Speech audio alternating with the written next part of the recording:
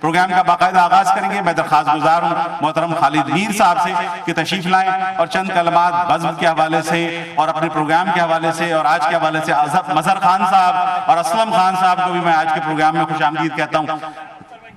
یہ دونوں شورائے کرام نہیں ہیں، لیکن یہ کہ میں ان دونوں کو اچھے شعر کی داد دینے والے اسلم خان اور مظہر خان قیصر وجدی صاحب تشریف رکھتے ہیں. آپ سے بھی درخواست گزار ہوں کہ تشریف لائیں.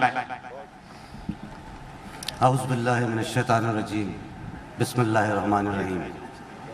الحمدللہ الحمدللہ الحمدللہ.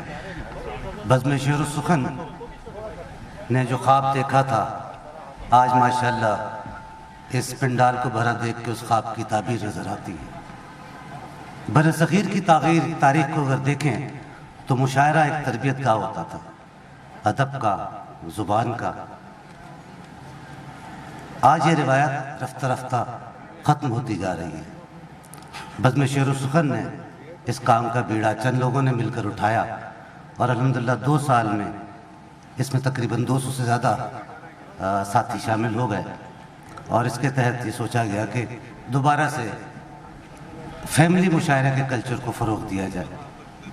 یہ میں نہیں کہتا کہ یہاں پہ مشاعرے نہیں ہوتے، لیکن جو جذبہ اس بزم کا ہے وہ ان چند لوگوں کا جذبہ ہے کہ جن کے پیچھے کوئی بڑے نام نہیں ہے، کوئی بڑے فائننس نہیں ہے.